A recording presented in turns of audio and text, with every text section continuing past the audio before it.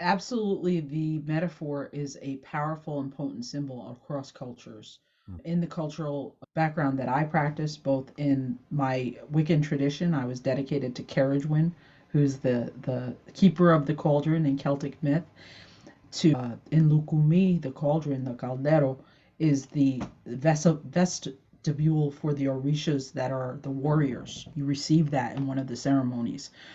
In Asian culture, in the Chinese system, it's the dantians, right? The different parts of our body that hold the power. The lower dantian is where your chi is, right? So the cauldron for me is where Mother Earth keeps her chi. It's where she keeps her energy, and it's her center. It's that fiery core, So to me, like her belly is the cauldron, Mm. and relighting it is relight what's within us to give us that power and passion for life and to change things and to be part of the shift, and also to help her get her strength back up. Welcome to Rebel Spirit Radio, exploring the frontiers of spirituality, consciousness, the esoteric, and humanity's sacred relationship with the living earth. I'm your host, Nick Mather, and in this episode, I am joined by ordained interspiritual minister, counselor, and author, Reverend Wendy Van Allen, to discuss her book, Relighting the Cauldron, Embracing Nature Spirituality in Our Modern World. Wendy and I, a witch and a Mather, discuss restoring reverence for the earth, the emerging neo-pagan traditions, nature as the original deity, and the importance of spiritual community. Also, please be sure to like and subscribe to this podcast on whatever platform you use to listen to or view podcasts. Your support is truly appreciated. Reverend Wendy Van Allen is an ordained interspiritual minister and counselor and a practicing spiritist. As a priestess of both the Lukumi and Wiccan traditions, she is a longtime practitioner of nature spirituality. She has a private nature-based spiritual counseling practice and teaching center in New York State. She joins me today to discuss her book, Relighting the Cauldron, Embracing Nature Spirituality in Our Modern World. Wendy, welcome to Rebel Spirit Radio. Thank you, Nick. It's a pleasure to be here. Well, I just love your work.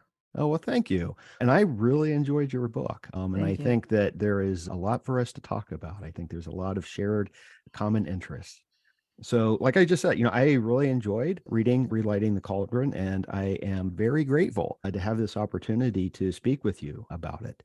And I think that the importance and the value of a spiritual response to the climate crisis, along with all of these other interconnected and ongoing ecological catastrophes that we find ourselves in, is often overlooked when Hmm. people discuss solutions to this mess that we've created. So I thought a good place to begin is sort of a general question for you is, what do you see the role that spirituality can play in regards to writing our relationship with nature? Well, thank you, Nick. I think that's a great question to start with. And it kind of goes to the crux of my book, which is that as people that practice nature based traditions, earth based traditions, which there are many people that do and from various paths, which I talked about in my book, we we bring back the most fundamental thing that's missing in Western culture, and that is a reverence for the earth and a knowledge and a appreciation that this planet is holy. This is our mother. This is our we cannot and even if you don't like the personification idea, if you're more of a scientific minded person, this is our mother planet. This is, we are not separate from her. We're like completely dependent on her. And that relationship we have with not just the earth, but with all sentient beings, with all of nature. Like it's an ecosystem. We're part of it. We're not masters over it. We're not stewards over it, which is what's been the guiding principles for a long time, even in its best form. We are absolutely at the mercy of nature. And as climate change begins to really take hold, which we know in the next 50 years, it's going to really kind of impact how we live. Getting back to that and bringing that to the consciousness of humanity is first and foremost our most important job. Right. Yeah, I agree completely with everything you just said. And I think one of the challenges is that so often we think in terms of technology, that there's going to be this technological fix. Mm, And people will often suggest, when I bring up personally this idea of the importance of spirituality in addressing this, like I think they associate it with just mere belief, mm, but there are practices, and it develops things like relationship. And yes. something that I noticed that you mentioned a few times, and it's something that I'm really thinking about a lot lately, is the importance of a morality in all of this. So much so. I mean, I think actually it was Reverend Thomas Berry, if you're Mm, familiar with him. I Remember, am. Yeah. he talked about something beautiful, which was that nature is holy for nature's sake. Mm, It's not because it's a commodity, it's not only because of the natural resources it provides. It- For its own sake, for that interaction, like you said, that relationship that we can have with nature. I mean, I'm completing my master's in mental health degree right now. Interacting with nature is healing mm, to humans on every level. So I think you're right. Like, we are coming out of the scientific revolution, right? We're mm, coming out of that phase, and it was fantastic. I talk about that in my book. I'm very, science is important. It actually broke us from some of the negative mm, superstitions that was around traditional religions. But we have to realize there's limitations with science, and one of them is taking out that what you can't quantify, that mm, belief, and seeing it as something, like putting it back as like primitive or something. And like, why do we see it that way? Why do we even have such a judgment on the word primitive, even? mm, Because in the primitive form of humanity, we were able to have that relationship with the earth, and we lost it, so we have to get back to it. And what you're speaking to is that when we have that relationship to nature in a spiritual way, it changes our worldview. It changes how we think about everything, not just, the earth or the what feeds us, but each other. It's like everything changes when you can have a relationship with nature. yeah, yeah, absolutely. And there are a few things that you just said that I want to dig into as we go forward.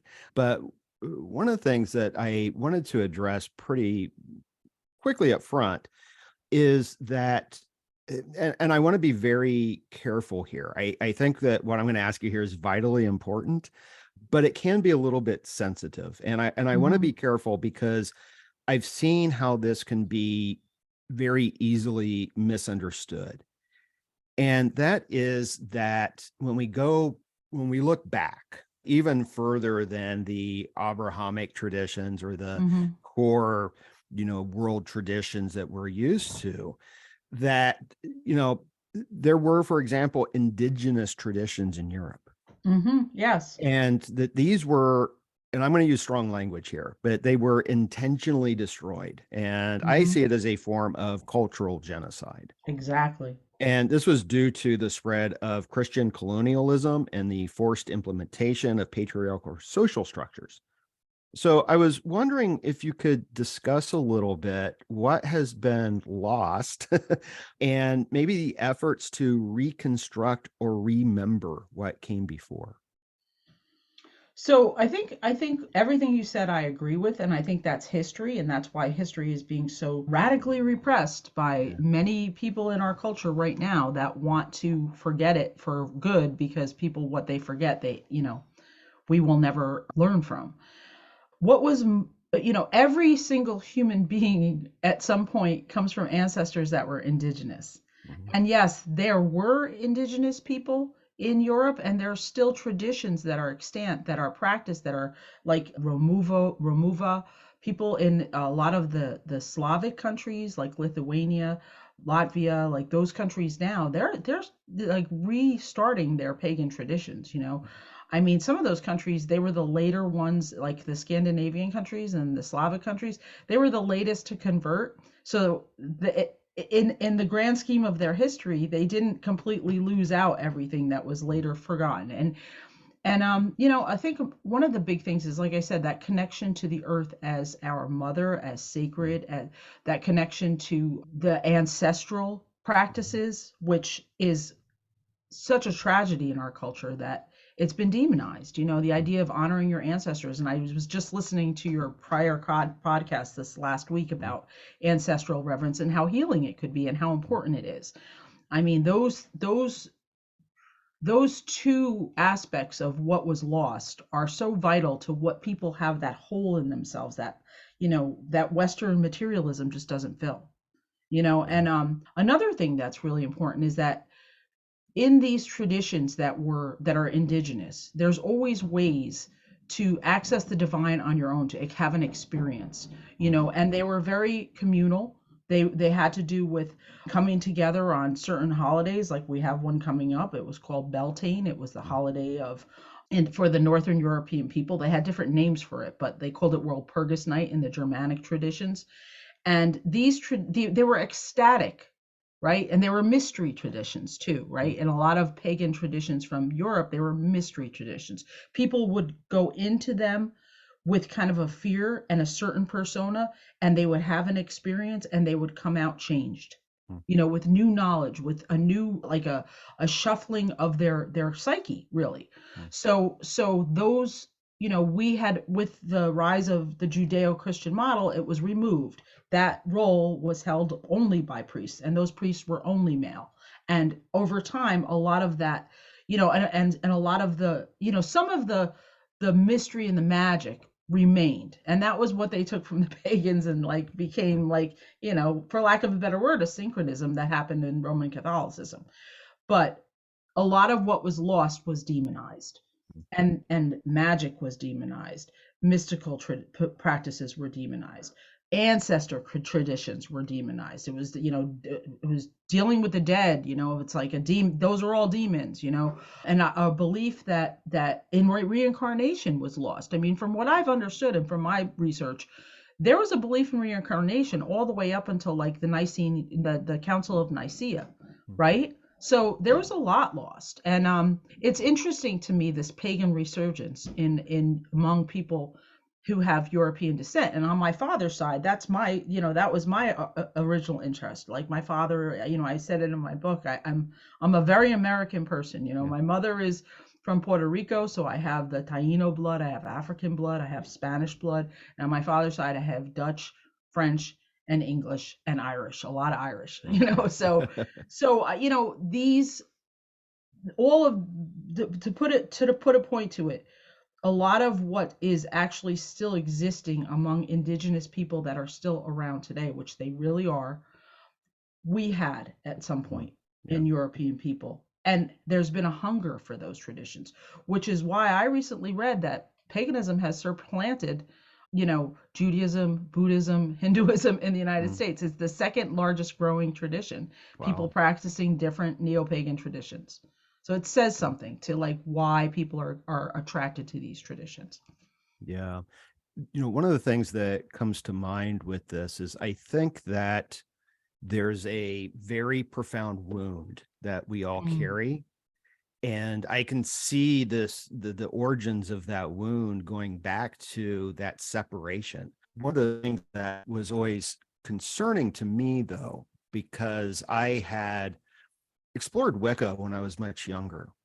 And then I read a book that was like, well, yes, but this really was just created in the 1940s. And there was something in me at that time where I was like, well, no, I wanted something original. I wanted something. And I didn't understand at the time that much of what there was lost, and that this is a reconstruction. Exactly. But I think it brings up this question that you do address in the book of cultural appropriation. And so I was wondering, how, what role does that play in all of this? How can we be careful and respectful of the traditions that are informing our own spiritualities? I think that's a great question, and it's really important. And in fact, when I wrote the book, I had to kind of like struggle with my editor to explain to her why that part about that was so important. And also, like I said, I practice two faith traditions. So on one side, I practice Wicca, and I've been a practicing pagan for years. I've been in the community. But on the other side, I also practice Afro-Caribbean tradition of Lukumi. And I have seen it both, why it's enraging for a lot of people in the Santeria community, because people just take what they don't understand. They don't, or they feel entitled to it. So first of all, I think that entitlement, I mean, if you think about like the entitlement is what we want to avoid, right? And it comes from Western culture, and it's very unconscious in a certain way, right? Because what did Western culture do? How did it conquer? How did we colonialize? We took what we wanted, and it was like, like the show The Vikings, like they would go, they would take, they would plunder, that, it was part of their culture. It's like, what I like, I want, and what I don't want, I'm going to destroy. Right. And it became this unconscious entitlement. And wherever the colonialist mentality goes, that's what it does. They will destroy what they don't want or demonize it, like they do in voodoo, right? It's demonized. But what they do want, they'll appropriate. And that's why we get a lot of resistance from people who practice the living traditions. That is the difference. The reconstructed traditions were intentionally destroyed, and we have to reclaim. And like you said, sometimes we have to borrow. But with the living traditions that have survived, which is amazing, honor their resilience, honor where they came from. No, don't take what you aren't entitled to teach. I think a lot of people, they learn a little something about Orisha, or they learn a little something about Native American spirituality, or one other living indigenous tradition. Very popular in this now is to go down to Peru and take different kinds of ethogins and come back and say, I'm a shaman. Right. But really, are you entitled to teach that? And what are you doing for that culture that exists now? How can you help them? Or maybe you can leave the teaching to people that actually represent that culture, that is their primary culture. And another thing is the changing, like, okay, like specifically with Orisha traditions, which come from the Yoruba people and Western African people that came over in the slave trade. These traditions do have animal sacrifice in them. That is part of the tradition, and it is something that, people don't understand, and they fear, and it's been demonized. But really, if you're in the tradition, you understand why it's appropriate. But some people want to, like, oh, I love the Orishas, I'm going to say I dedicate my altar to whichever Orisha, but I don't ever want to do that. I don't, that's not me. I'm a vegan or whatever, and that's where it gets muddy, is not fully understanding or bringing respect to the traditions that you're practicing, and really giving it time to see, is this right for me? And how can I learn from this? That's the kind of thing. I think cultural appropriation really is when people have that entitlement that they may not even realize that they're doing that, and say, okay, am I entitled to this? Do I really have a right to this? Is there a teacher? Because that's not to say that there aren't teachers that are willing to teach, because people, and for whatever reason in their own culture, are no longer interested in their ways. So it's something that has to be done intentionally and with respect. Yeah, I don't remember. I was going through your book and I was trying to find the exact quote. And I believe it was from someone that you interviewed. And in the book, you do interview quite a few people, and they're very enlightening.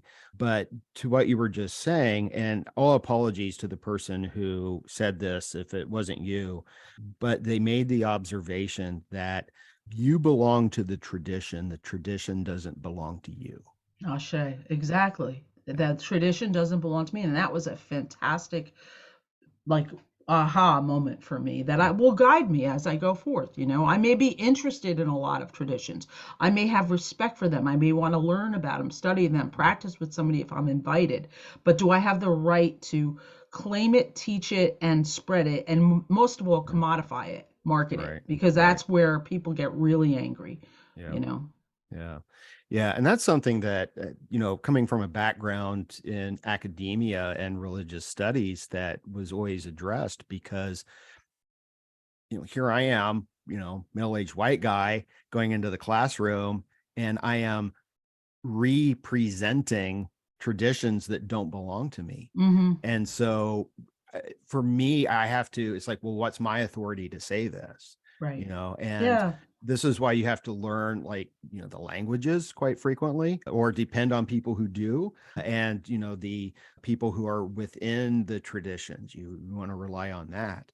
And I see a lot of times, like you said, people just don't do these things. They're like, Right. oh, I like that, so I'm just going to take it and make it mine. Exactly. And I mean, if you, one of my undergraduate degrees is in anthropology. So that Right. participant observation is crucial to Hmm. have actually be able to be an authority at all, even if it is academic, Right. being able to be part of the community and accepted as such Right. is essential.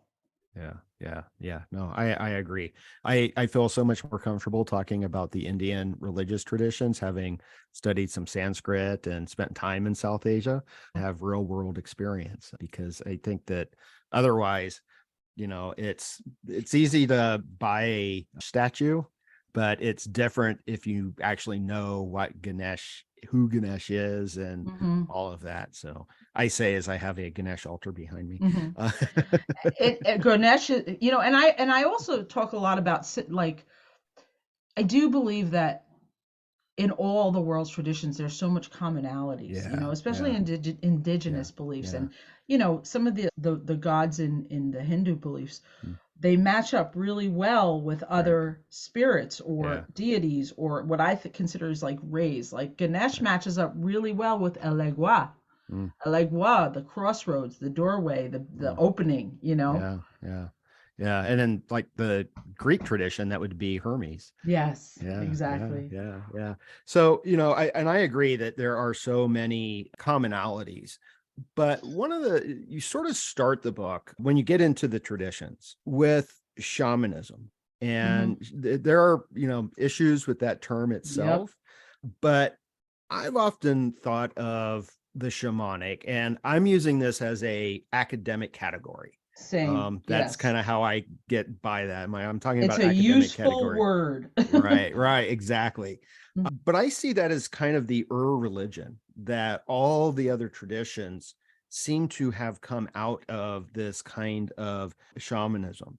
And I was wondering if you would agree with that, and also if you could maybe say a few words about the shamanic in terms of this nature religion, because I think a lot of people understand that the shamanic is deeply connected to the natural world. Yes, I agree with you. The word shaman is problematic for many reasons. A lot of it is cultural appropriation, but but the way that it's used anthropologically, I think is really accurate. It's a Mm, role. It's a role that is present in all these indigenous traditions. And the reasons it connects to the natural world is that nature is the original deity. mm, They are everything, the original humans saw spirit in nature, saw us in that relationship, that interconnection. So the shaman naturally would work with the spirits in nature, right? Would work with the spirits of the dead, and there is a person like that with all different titles, but with that meaning as mm, shaman.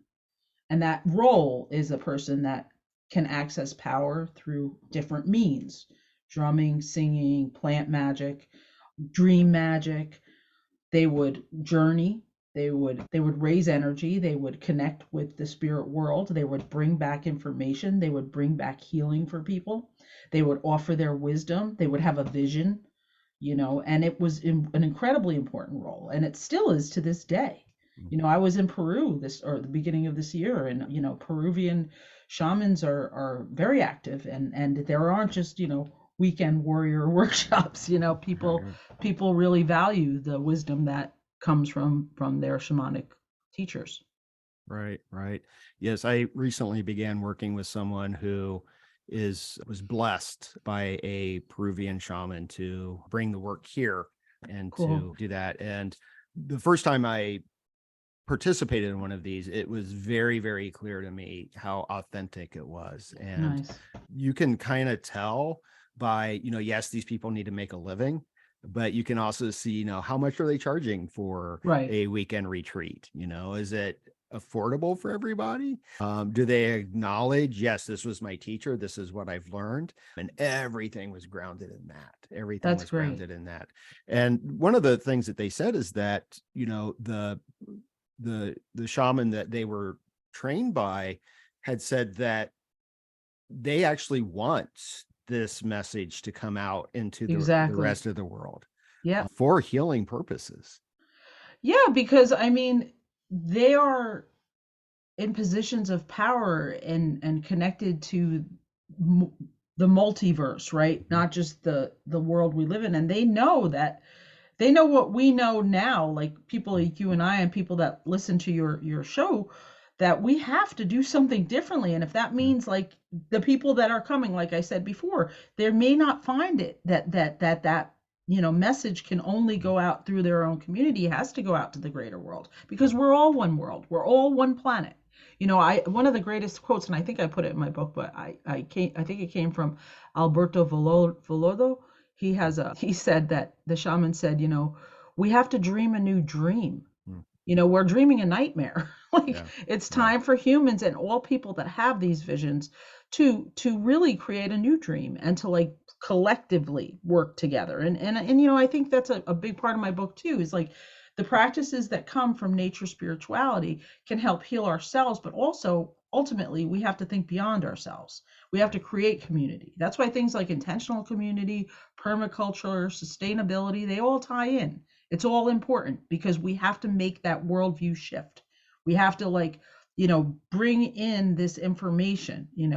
One thing I'd like to say about the whole role of shaman is that for the person who's truly called, it's not fun. Like it starts out with a wound, as you were Mhm. saying before. It starts out with some kind of spiritual emergence, some crisis, some healing that is very difficult to manage and maintain. And in traditional cultures, in indigenous cultures, a person like that is recognized when they're having that and they're trained and the what comes through is also honored. Mhm. Whereas in Western culture, because we have such a scientific bias and because any kind of altered states of consciousness are not really highly valued, they're actually feared. Mhm. That is both comes from religion and science.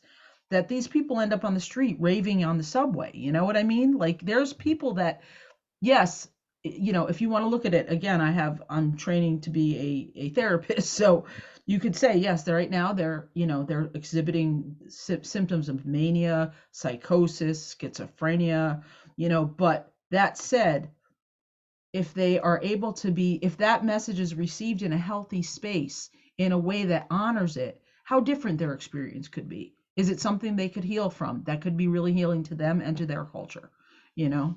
Yeah. Yeah. I believe it was the mythologist Joseph Campbell. I think it was in his book, Myths to Live By. He has a chapter where he's, if I remember, it's been a very long time since I've read this, but he was speaking with a friend, or a friend had connected him with an anthropologist, and the anthropologist was talking about or it was a psychologist, excuse me, who was talking about schizophrenia. And Campbell's like, this sounds a lot like the shamanic. Exactly. And what he wrote was that, and this is to your point of what you were just saying, is that in Western culture, we have this tendency, if someone's having that kind of crisis, to say, nope, nope, stop, and Right. let's pull them out. Whereas in the indigenous cultures, it's like, no, let's help them through. Because Amen. in That's exactly right. in the Yes. wound, there's the gift, Right. right? Exactly. And And so did Jung. Jung's like he yeah. did so much work and he recognized his work came out of working with schizophrenics. Mhm. He recognized these people were accessing images, symbols, power that came from the collective unconscious, that came from Yeah. the ancient mysteries. Yeah. Yeah. When I think that, I do want to get to the community here in a moment, but I kind of want to stay here with this wound and the shadow and whatnot, because I've often thought that what's going on, this ecological crisis that we are in, is, it's as within, so without. It is a reflection of our own psychic wounds.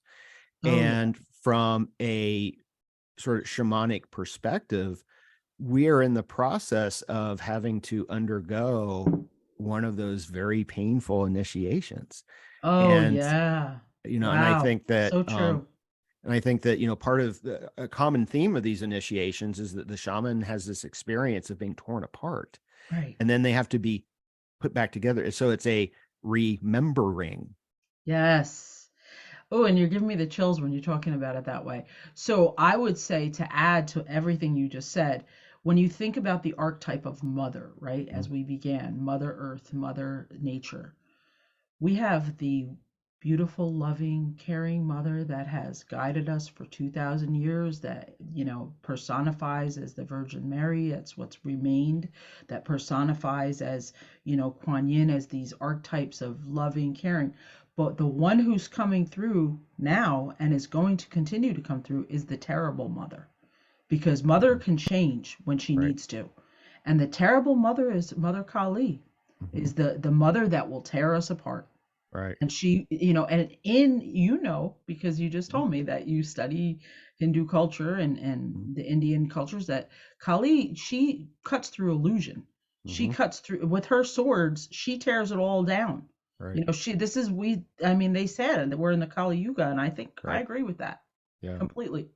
Yeah. Yeah. And As I do also I. believe that concept of like the end times, right? Mhm. I mean, when I had my own spiritual wound, I was all 21 years old. I had this mixed up vision that everything was backwards. And, of course, I was taking a lot of acid at the time. But what I ended up having a spiritual emergency, and it was very confusing to me. And it had a lot of, because I was raised, Christian, I was raised as an Episcopalian, but I had all these practices that I was bringing in, and I had this emergency. And I realized that, like, there's a lot of power in that fearful idea of the end times, right? But if over time and through much of my own healing, I've realized that, yeah, it's here, but it's the end of something. It's the beginning of the next Right. cycle. That's Right. what it is. The end, and this is the end of a paradigm, and we're in it, Yeah. but what we can do now is to plant the seeds for what we want. And Right. that's where the, community and how the world is that we need to heal from, to remember how it was. Yeah. Yeah. Yeah, it's going to be a very, very painful process for all Yeah. of us. And I not looking forward to it, but in a way I am. And I think it's going to last well beyond my lifetime. Yes, it But is. yeah, but yeah, and I see how, altered states of consciousness or different consciousness is really helpful here. Mm-hmm. Because we need a new kind of consciousness, Right. and that's a whole other conversation, because we don't even know what consciousness is really, and we just think it's something that's here inside of our brains, Right. whereas when we have expand consciousness to the natural world, it gives us a animistic worldview, Right. that everything's alive, that everything has a kind of mind to it, and it'll It's the be field, we yeah. interact with the field, and we are really just a field of energy within the field of energy. Right, right, right. Yeah, and I wanted to ask you about energy, because you do, that's one of the other things that you address is working with energy and energy healing. And I wanted to ask if you could just maybe expound upon that a little bit more. The role of energy in these energy fields and within the individual healing and the healing of the earth. Well, again, that's part of the toolkit of the shaman, right? Mm, Is the healer, the person that can heal with their hands, mm, that could heal with creating, raising energy, that can charge objects, that could be, there's so many different ways that people have access to certain kind of healing. And I do think that it's part of the evolutionary shift, is first reclaiming that power for ourselves. And I think that, I have to say, I have a son. He's getting his PhD at Syracuse University right now in physics. mm, So he kind of teaches me a lot about, what quantum physics is, and, things. And he's very scientific. He's not woo, but I said, so one of these days we're going to get here, Dylan. yeah, you know, yeah, but our sense of the world is not real. It's mm, not. We are all energy. We're all waves. So by utilizing, like, consciously raising energy, directing energy, and manipulating our energies, and tapping into natural energies, healing energies from the planet, it changes things. I mean, I think a great example is sound healing. Have you ever experienced a sound healing bath? Yes, I have. A former student of mine had one of the most popular sound baths in Los Angeles for a while. Oh wow. Yeah, it's I hadn't even experienced it until very recently. I want to say in the last 5 years. I was blown away. I was Mm, like, holy cow, you go in with a certain mind frame and you leave feeling completely changed because yeah. it's sound and sound is Mhm, waves and your body is waves. So it goes in and it rearranges. mhm, So I for one of my research papers in grad school right now, I did a research paper on energy healing, and there's a lot of evidence for it. There's a lot of skeptics about it in science, but there's plenty of people who believe in it, and it's making itself mainstream. I mean, there's places like Sloan Kettering Hospital that are using, Reiki and different types mhm, of healing touch in there for people that, cancer victims. People have trauma too, mhm. and if you know anything about trauma, trauma is stored in the body. Right. The body is where it's like the famous book, The Body Keeps the Score. So using energy healing can actually help move that trauma through the body. Yeah. Yeah, and that's actually why I sought out a shaman or a shamanic practitioner. I was told by a couple of people that I had blocked energy and I Mm, could feel it. And it was interesting. I had acupuncture done. I never had yes, acupuncture done because I had that is a physical great pain. energy. Yeah. It was in my body, it was in my back, my shoulder, and my arm. And the acupuncturist, when I went to see him, he was this little Chinese guy, barely spoke any English, but he was sticking everything in. And he kind of bent down. He's like, "I'm sorry, you're so sick because your energy, Wow. your energy all." "Rrr." I'm like, "Yes, that's it." Wow. um, Yeah. and so it actually the work I did with the shaman, it really helped to clear Excellent. all of that energy. And so I'm a true believer. I know that it's there. I know it's real, and I agree that it's I think the point is, and I think you make this point in the book, it's not that we want to just discard all of Western medicine, but it ought Hmm. to be the joining of forces. Integrated, Yeah. exactly. And that's a great point too. Just the Chinese actually preserved their wisdom and their Mhm. knowledge. They also resisted Western imperial culture for a very long time. So they've been able to hold on to this wisdom and share it with the world, like with acupuncture. I mean, that's a powerful actually, and it has some evidence backed, Mhm. research to back it up. But if you look at like what we know from anthropology, there is an, I forget what they call him, but there's an ancient iceman that was discovered in the Alps. Oh, I know what you're talking about. Yes, and Yes. he Yeah. had acupuncture marks. He had Wow. meridians marked out on his body and the tattoos that were Wow. remained because his skin was preserved. So this could be a wisdom that was more than, was around the entire ancient world that we forgot, that Yeah. we've forgotten. And I think what happened a lot with, the loss of a lot of this wisdom came from the fear. The baby went out with the bathwater. It was Yeah. like, okay, there was human sacrifice, there was negative things in the pagan world. There was things that we don't need to resurrect, but there was a lot of wisdom that also was feared, and power too. Anything where there people could access their own power and their own healing, they had to take that out and put it in the hands of those who had power and who they wanted to have power. Yeah. And I think that's a really important point is that with a lot of the there's always negativity in something. Nothing's Yes, of perfect, course, exactly. and we can actually draw out the positive, even Right. from this exploitative system that we are in. I Hmm. think there's a lot of good things that we can draw from it. And you had mentioned that earlier that, yeah, Western science has given us amazing things. Right. And we don't want to just abandon it all and go back to being hunter gatherers. Exactly.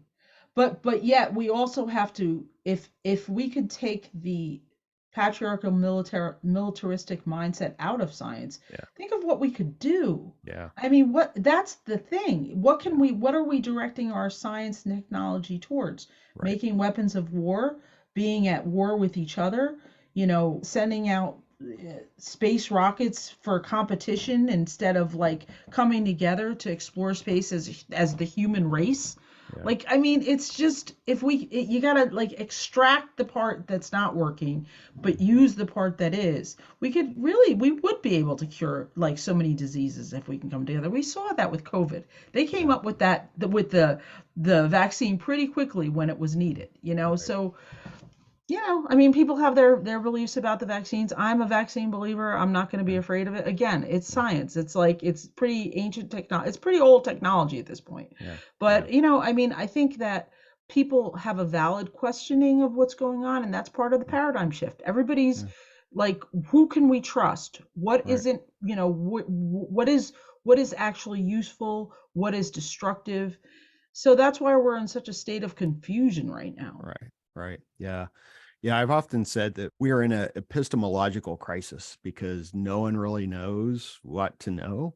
Hmm. And what I tell my students quite often is we just have to get used to the way it's for a while, uh, and be comfortable with that. Right. And one of the things I've been thinking about a lot, and this goes back to something I said earlier about what you're writing, is I noticed again, that there was a focus on moral development. Hmm. And that's what I'm starting to think of in terms of enlightenment and awakening, Mm. because all too often when people use that language of awakening, it is connected to knowledge. And Mm. it seems like it's just like, well, I'm waking up to this worldview from this worldview. And Right. now this one's right.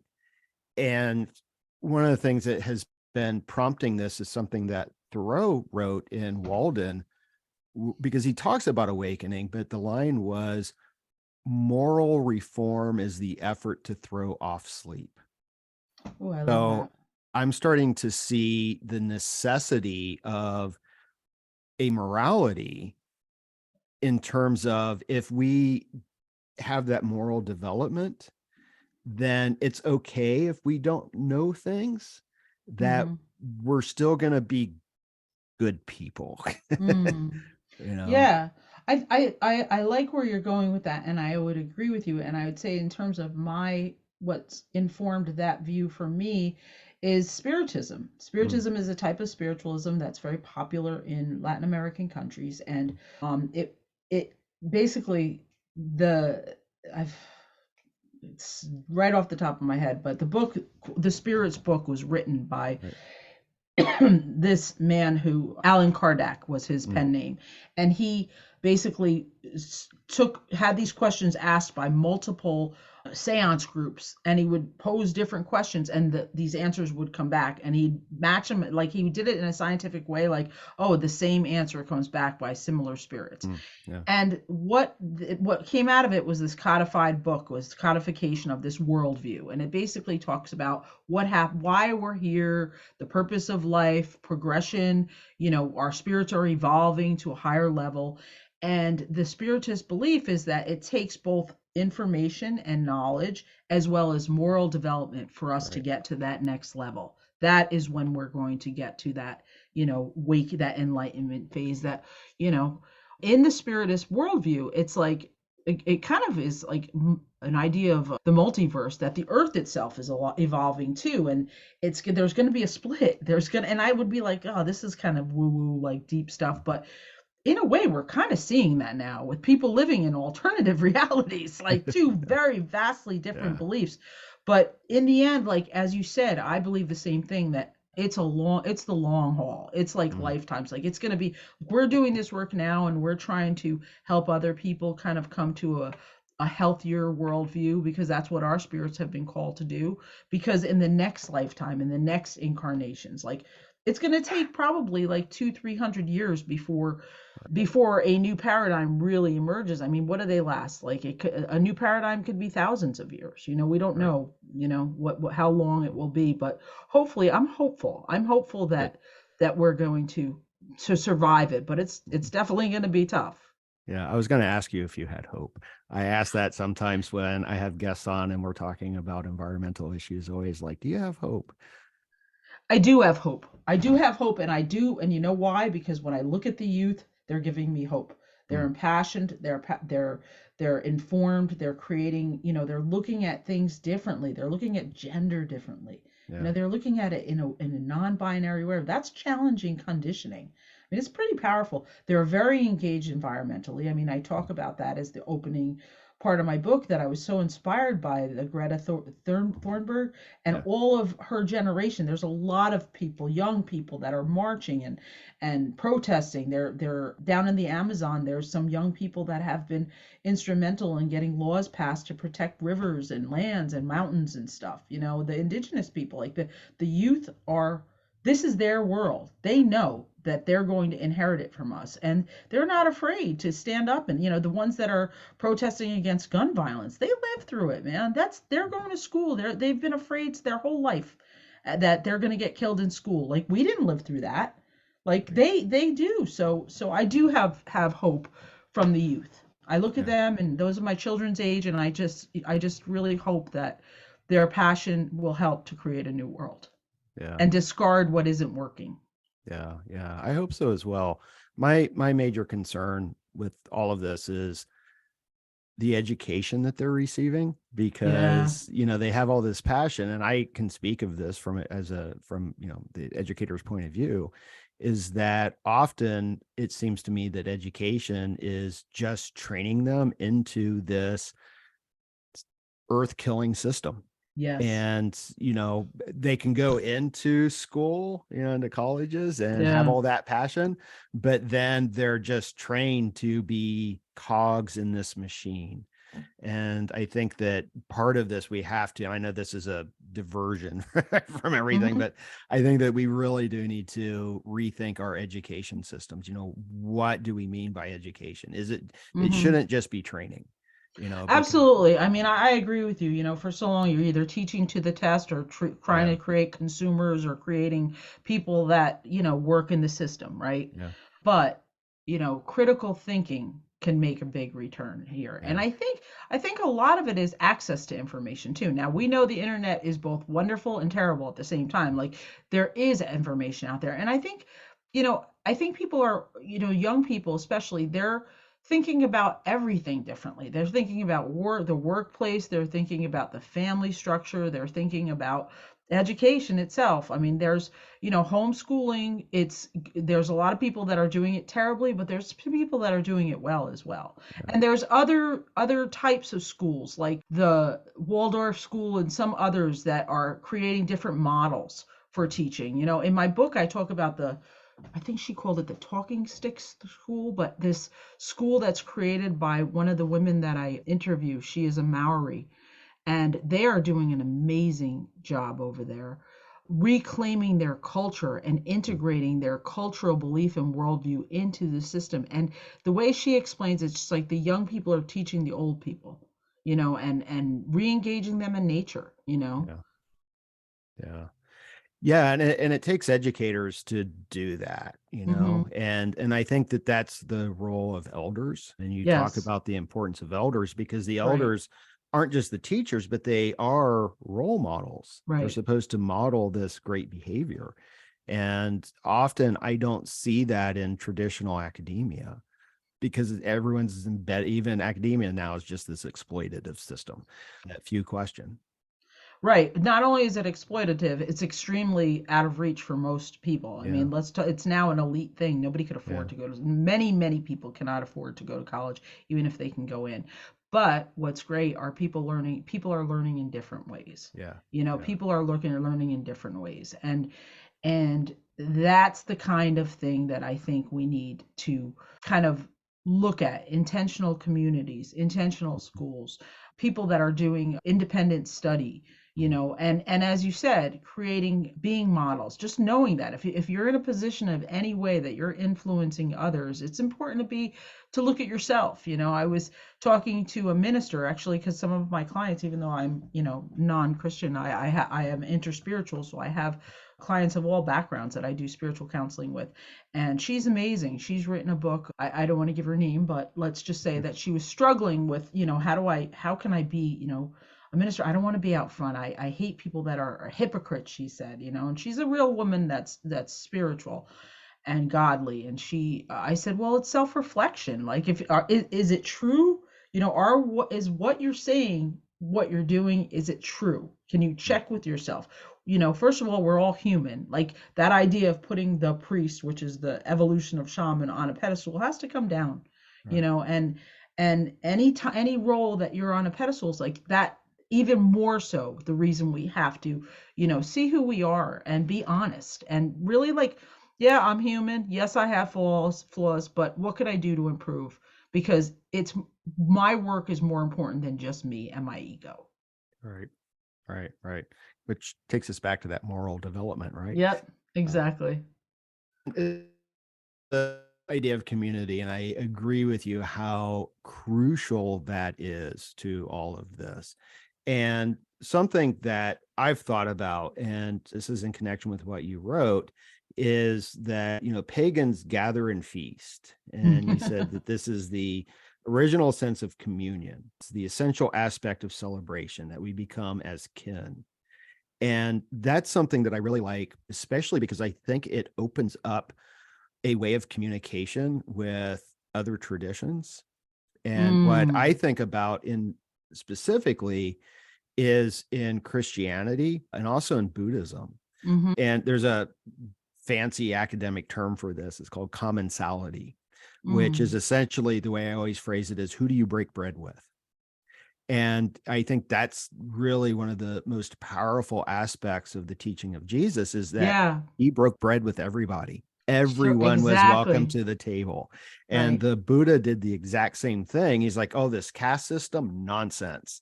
Everyone's welcome to my table. Yes, I am so in agreement with you. That communion, that coming together, that sitting together, that talking together. I mean, we know, like, when people fear the other, it's because they don't know them. They don't sit down with them. They don't interact. They don't come with respect and just curiosity, right? One of the things that I love to do, and I'm looking forward to doing it, and I'm going to give a workshop there, is the Parliament of the World's Religions, which is coming this summer in Chicago in August. And it is a beautiful example of the world's religions, people from all over the world, from all backgrounds and traditions, coming to break bread, to share practices, to discuss important matters of the world, and to be part of the change. And it's inspired me. I've gone like twice now, and I'm looking forward to going again. I'm really honored to be able to present my book and the ideas in my book, and a workshop for others there, because that's what we need. Gabor Mate, who's done some amazing work in addiction, says that the cure for addiction is not abstinence, it's coming together, it's being together. That's what that is the soul wound that you refer to. That soul wound comes from loneliness. It's from disconnected, not only from the planet, from nature, from other beings, but also from each other. And that's what the Western individualist culture has created. That's what it's given us. That's the child of that. That's the whole that people want. So, in terms of creating community, like, pagans come together. I mean, people creating communities that they feel at home in is a start. And then from there, like, having pods that can interrelate with each other. It's just like a beautiful vision if you really think about it. And I know for some people, that's simplistic, or that's, pie in the sky, or Pollyanna, or whatever. It's like, why? Why does it have to be that way? Why are we so cynical? Yeah. When I see so much of our current situation really focused on that individuality. I mean, we just heard stories, the past week or two, of people getting murdered just by ringing the wrong doorbell, and people defending. And, and I see that's, they're acting out of that individualism, and they've put up this border, this boundary around themselves. Stand your ground. Yeah. And I can speak from personal experience that, I've always been very uncomfortable with, like, just going up to a group of strangers. I've really broken down a lot of my barriers, that I can actually have conversations with total strangers now. But I remember when I was a grad student, I went to Nepal. It was the first time I went to Nepal, and I went as a part of a group, and I remember being asked during an interview what my major concern was. And I'm Mm-hmm. like, well, it's being with the other people, because I'm Mm, kind of like, a lone person. But yeah. what I found so incredibly enriching and on a soul level were our meals together. Yeah. And so and I've had that experience in other instances now, and I just recognize and honor the power. People can say, well, that's just simplistic, but there is Yes. something primal and something very human about sharing a meal. Yes, and at the parliament, the chic people serve everyone. Yeah, That is what they do. They have the yeah, langar, yeah. and I love that. Out of everything at all, I love to go. They wrap your head. You all Mm-hmm. sit on the floor as equals. Right. Somebody brings you a plate of very humble food, but delicious, and it is that communion. And it's Yeah, everyone. They feed the world. That's yeah, their gift to the world. Oh my goodness. I never knew much about the Sheik people until I went there. And I yeah, was like, wow, yeah. what a beautiful offering. Yeah, yeah, the common kitchen. And they do that every day at the temple, the Golden Temple. Nice. Yeah, thousands and thousands of people they feed. So I know that we're running out of time, and I had one question. Hopefully it's not your food's not going to burn. And I should have asked this way before now, but I wanted to ask about the title of the book, The Metaphor of the Cauldron, because like all metaphors, I think that this has multiple meanings to it. Hmm. And so I wanted to ask you if you could discuss, you can keep it brief since we're sort of at the end of time here, but how are you thinking about the cauldron? What does it mean also to relight the cauldron? Absolutely, the metaphor is a powerful and potent symbol across cultures. In the cultural background that I practice, both in my Wiccan tradition, I was dedicated to Carriagewin, who's the keeper of the cauldron in Celtic myth, to in Lukumi, the cauldron, the caldero, is the vestibule for the orishas that are the warriors. You receive that in one of the ceremonies. In Asian culture, in the Chinese system, it's the dantians, right? The different parts of our body that hold the power. The lower dantian is where your chi is, right? So the cauldron for me is where Mother Earth keeps her chi. It's where she keeps her energy, and it's her center. It's that fiery core. So to me, like, her belly is the cauldron, and relighting it is relight what's within us to give us that power and passion for life and to change things and to be part of the shift, and also to help her get her strength back up. And couldn't the cauldron also be where we stir our stews to feed everyone at our common tables? Absolutely. That's absolutely true. Right, because we nourish ourselves from the Yeah. cauldron. Very true, Yeah, Nick. yeah, yeah, yeah. Very good. Very good. Well, I have two final questions for you. One is, what do you have coming up next? You mentioned that you're going to the World Parliament of Religion in Chicago, and you'll be doing a workshop there. What else? Well, what else is I'm finishing graduate school. I am so excited to be getting my degree. I'll be finished in August. So Congratulations. thank you so much. I really, it's in clinical counseling, so that when I started doing interspiritual counseling, I realized I loved it. I was working at the Omega Institute at the time. And I was like, I really feel the need to do this work for others that are, are suffering right now, which right now we have a mental health crisis. So I will be working at a family services, which is a local community mental health center, and I'm looking forward to that. But spiritually, like, I have monthly circles that I do here at what we call our home, which is Soul Blossom Center. We, we meet once a month on Zoom. They can find me on Facebook at Soul Blossom Center, and also my website, soulblossomcenter.com. And I'm hoping to teach also at One Spirit Learning Alliance, where I was ordained this coming year. So we'll see. To be Okay. revealed after I'm done Right. with grad school. I don't want to sign up Okay. with anything too much. Yeah, But yeah. again, people can find me at soulblossomcenter.com. Great. Yeah. I can speak from experience that grad school is a job of work. Oh, yes. And you answered my second question, because I wanted to ask where people can find out more about you. And I had the soulblossomcenter.com, and I was going to ask if that was the best place. And you already answered that. So awesome. Well, Wendy, it was an absolute delight to speak with you. I feel that I could speak with you for quite a bit more time, but It did I go know, fast. yeah, it does. It does. But I'm so grateful for this opportunity, and very grateful for the work that you're doing. And I really do encourage people to get a copy of your book, Relighting the Cauldron. Thank you so much, Nick. And I just want to say, listening to your podcast from last week about ancestry, I'm just so touched and amazed that you are a descendant of Cotton Mather. Wow. Oh, yeah. Wow. And you've done your Yeah. work, your ancestral work. So here we Yeah. are, a Yeah. witch and a Mather. Yeah, that's a whole other story right Wow. there. Yeah. Yeah. I also recently discovered that I am the sixth cousin removed from Winston Churchill. Amazing. Look at So that. yeah, I love doing all the genealogy work, and Ancestry work is really yeah, powerful. I yeah, really, yeah. if anything, if I could tell anybody, do something that could really help ground you in your power and your work, do your ancestry work.